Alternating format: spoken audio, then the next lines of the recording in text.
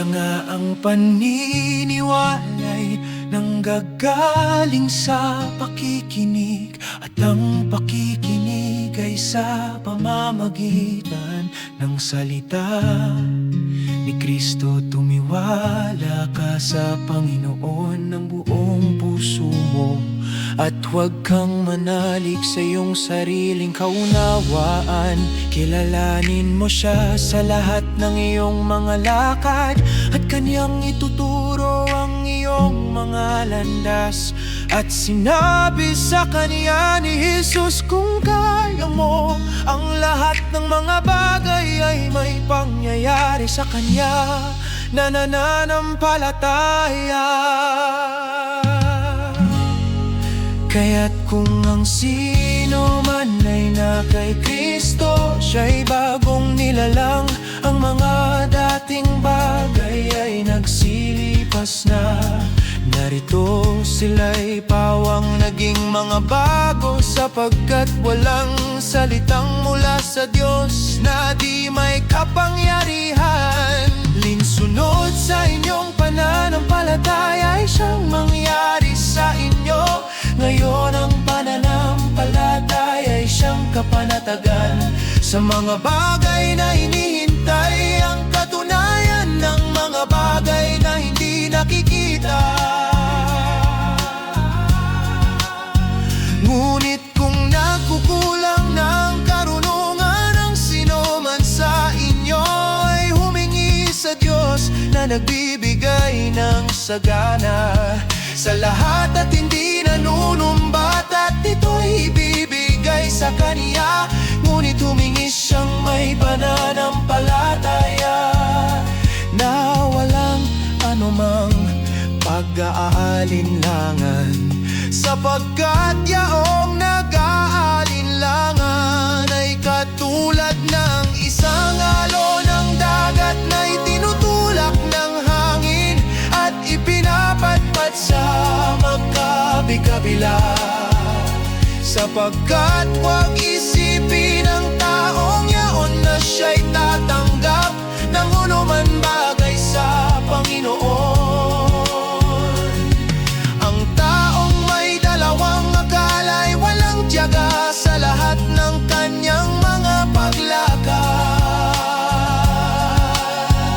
At kung walang pananampalataya ay hindi maaaring maging kalugod-lugod sa Kanya. Sapagkat ang lumalapit sa Diyos ay dapat sumampalatayang may Diyos, at Siya ang tagapagbigay ganti sa mga sa Kanya'y nagsisihanap. Sapagkat kung paano ang katawan na walang espiritu ay patay, ay gayon din ang pananampalataya na walang mga gawa ay patay. At ang anumang hindi sa pananampalataya ay kasalanan. Ngunit ang aking lingkod na matuwid ay mabubuhay sa pananampalataya.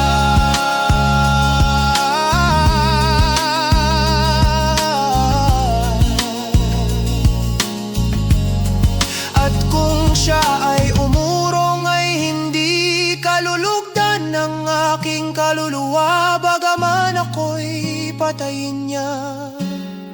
Akin ding hihintayin siya sa katahimikan, at sa pag-asa ay magiging ang inyong lakas. At hindi ninyo inibig kung tayo'y hindi mga tapat, siya'y nananatiling tapat, sapagkat hindi makapagkakaila sa kaniyang sarili. Sapagkat ang sinomang ipinanganak ng Diyos ay dumadaig sa sanglibutan,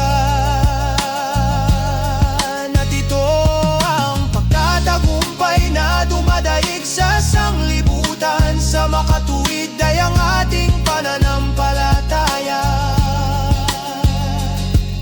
Bukod dito ay taglayin ninyo ang kalasak ng pananampalataya,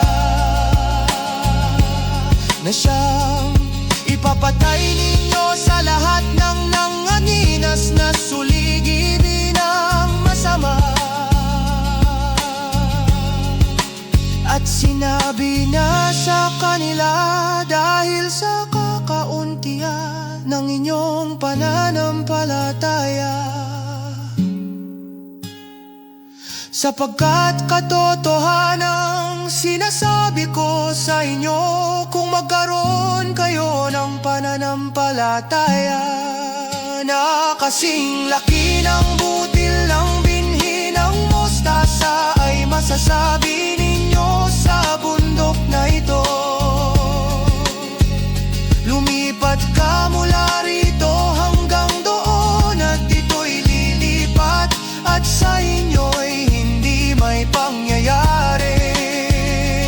Namasdan natin si Jesus na gumawa at sumakdal ng ating pananampalataya, na siya dahil sa kagalakang inilagay sa harapan niya ay nagdiis ng krus, naniwalang bahala ang kahihiyan at umupo sa kanan ng luklukan ng Diyos. Yaman nga na mga inaaring ganap sa pananampalataya, mayroon tayong kapayapaan sa Diyos sa pamamagitan ng ating Panginoong Jesucristo. At pagsagot ni Jesus ay sinabi sa kanila, magkaroon kayo ng pananampalataya sa Diyos,